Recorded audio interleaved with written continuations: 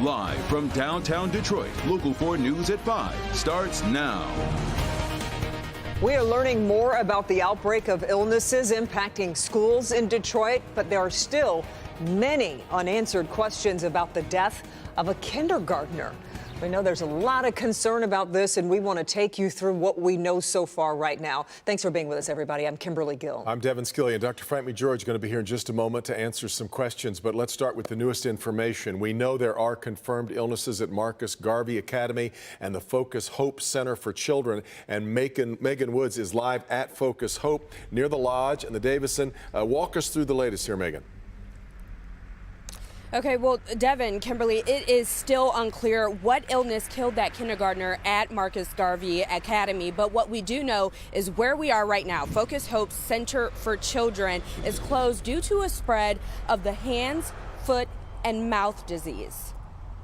In an interest of caution, we shut it down, we send the kids home. They begin to feel better over a few short days, and in the meantime, we do a deep cleaning here so it won't spread any further. Portia Roberson, CEO of Focus Hope, says they have 17 cases of an illness, but it's no mystery. Hand, foot, and mouth disease, which is similar, I wouldn't say a cold, but similar to what we normally have in terms of kids getting sick in a child care center. They let the health department know, and the center is closed until Monday for deep cleaning. But the CEO says their guard is still up for this other illness. Anytime you hear about a child passing away at whatever age, but certainly a kindergartner, that they probably contracted something in their school, we're going to be careful. This is the alert Detroit Health Department put out to other health departments and providers Wednesday. It states on Monday they were alerted about an infection at an elementary school. One child had flu-like symptoms and died on April 26th, and that the medical examiner's report is pending.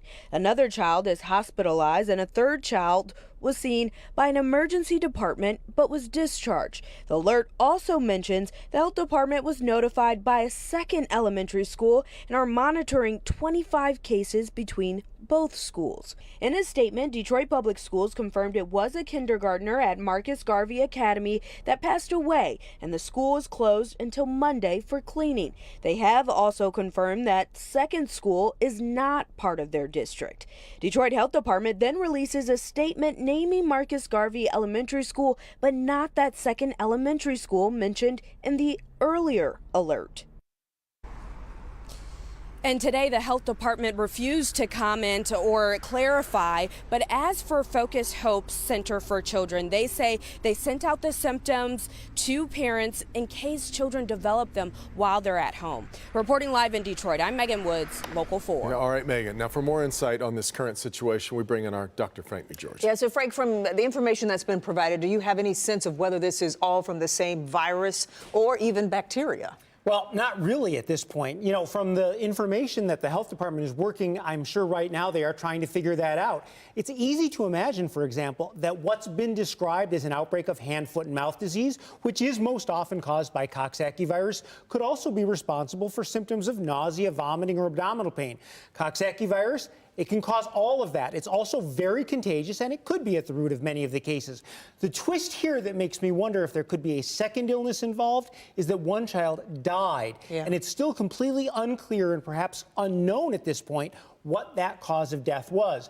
Coxsackie virus is less likely because it rarely causes death. So at this point, I would say the health department still has a lot of investigation in front of them. But given the uncertainty that's involved here, we're all sympathetic to the plight of parents in Detroit schools right now, especially these two schools. What should they do? Well, that's an important point. You know, if your school notified you that your child may be involved in one of these outbreaks, you should definitely keep a closer eye on them. And because viruses are very contagious in general, and additional schools may ultimately become involved, if your child has any of the symptoms that the health department has warned about, specifically fever, headache, lethargy, nausea, vomiting, or abdominal pain, you should keep them out of school and talk to your child's doctor about their symptoms. Yeah, and again, these two schools closed for the deep cleaning at least until sometime next week.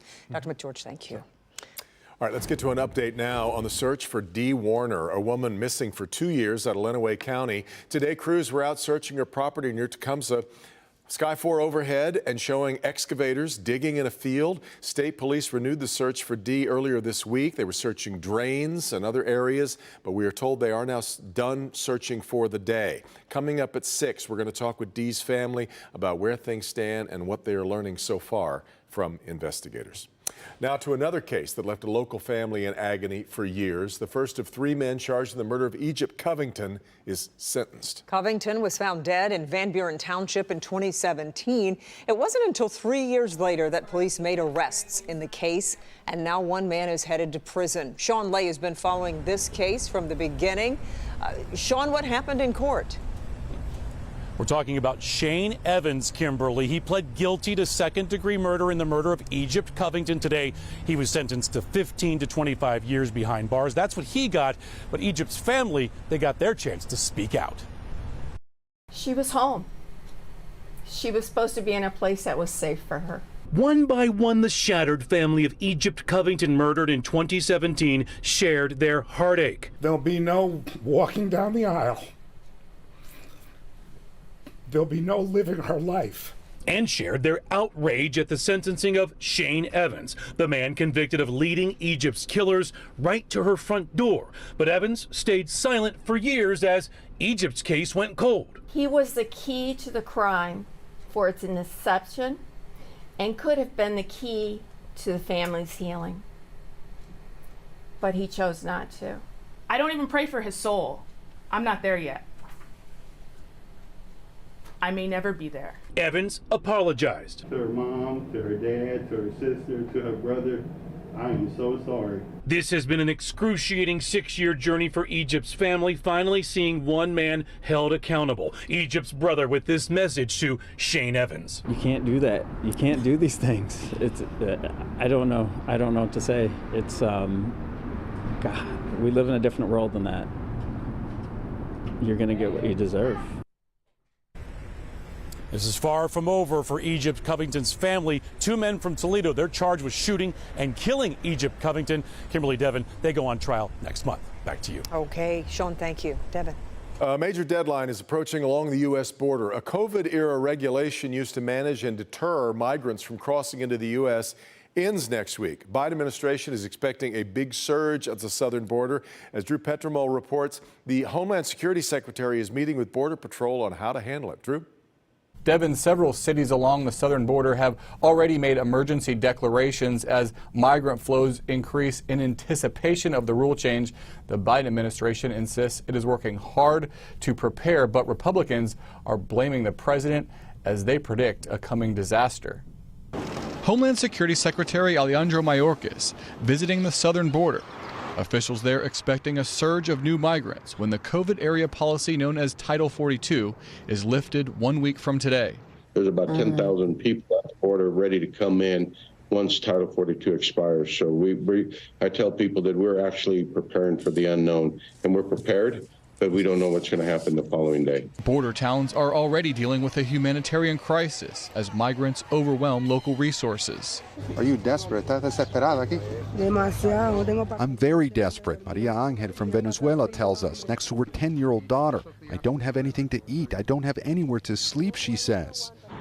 Title 42 has been used to block more than 2.5 million migrants from entering the country in the last 3 years. Come next week, all hell is going to break loose along the border and eventually will flow into the interior of the United States. Republicans are calling on the Biden administration to continue Title 42 restrictions while blaming the president's policies for the border crisis. This administration is using the tools that they have available to them to deal what will the next steps, I should say, after Title 42 lifts. The White House says the federal government is working hard to deal with the migrant situation, including sending 1,500 troops to the border and implementing a web of policies meant to deter illegal crossings. On Thursday, a bipartisan pair of senators said they will introduce legislation that would effectively extend Title 42 provisions for 2 years.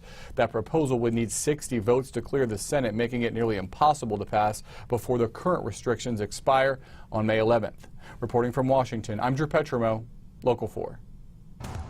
Well, it is warming up, and here's a very clear sign of that. Remember all that snow in Marquette in the UP we showed you earlier this week? They got more than a foot this week. But look at there, it's gone. There's nothing there.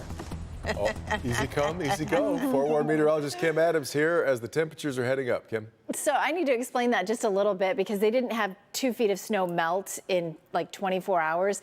That sky cam is right along Lake Superior, and Lake Superior, they only got 4 inches of snow. Aha. When you go inland, that's where they got almost 20 inches of snow. So just kind of the angle of this. I had to explain it because We'll assume there's a little more around. that would be a lot I of see. snow melt in a very short period of time. All right, 60 right now at Metro Airport, 61 at City Airport, 59 in Pontiac.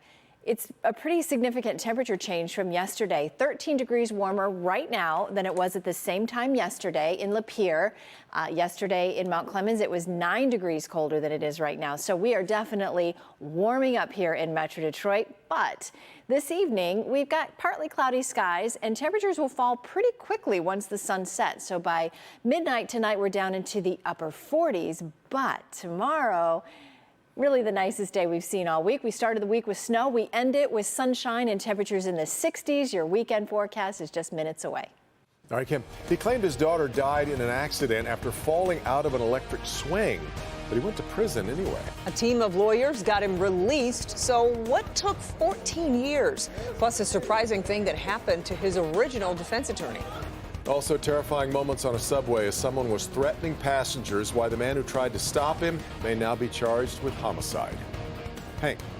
I'm Hank Winchester. Help me, Hank. Tonight, we're taking you inside one of the most disturbing sextortion cases here in Michigan. Investigators revealing exactly what happened and what you need to do right now to protect your own children.